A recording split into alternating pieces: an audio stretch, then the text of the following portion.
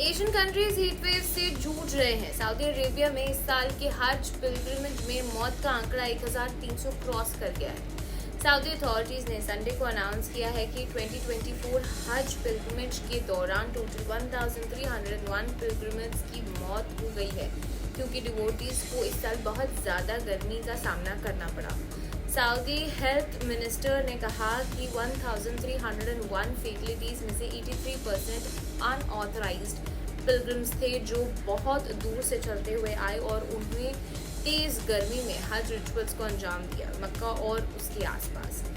Authorities ने बताया कि कई डिसीज पिलग्रिम्स की पहचान करने में देरी हुई, क्योंकि उनके पास प्रॉपर डॉक्यूमेंट्स नहीं थे। कुछ डेड बॉडीज को मक्का में दफना दिया गया है, ऐसा भी ऑफिशियल्स ने बताया है। हज पिलग्रिमेज ट्रेजेडी के टॉप अपडेट्स आपको दे देते हैं।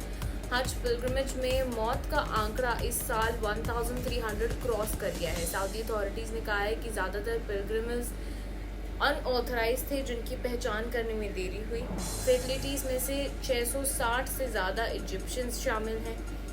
कायरो के ऑफिशियल्स के मुताबिक उनमें से सिर्फ 31 ऑथराइज्ड पिलग्रिम्स थे।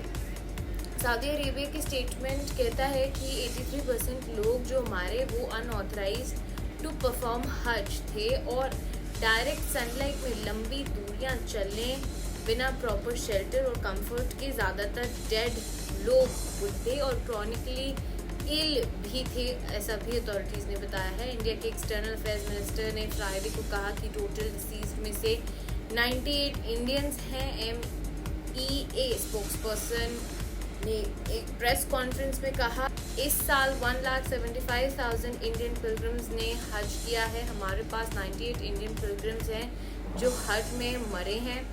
एक्सट्रीम हीट को इस साल के हज पिलग्रिमेज में कई डेथ्स और इंजरीज का मेन रीज़न बताया है। मक्का में टेम्परेचर मंडे को 125 डिग्री फ़ारेनहाइट तक पहुंच गया।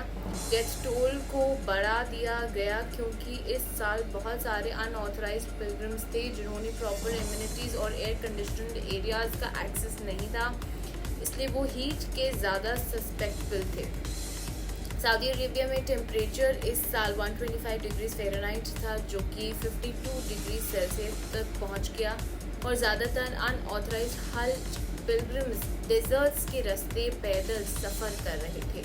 हज परमिट्स नेशंस को कोटा सिस्टम के बेसिस पर दिए जाते हैं, लेकिन इन परमिट्स की कॉस्ट हज़ारों डॉलर्स होती है।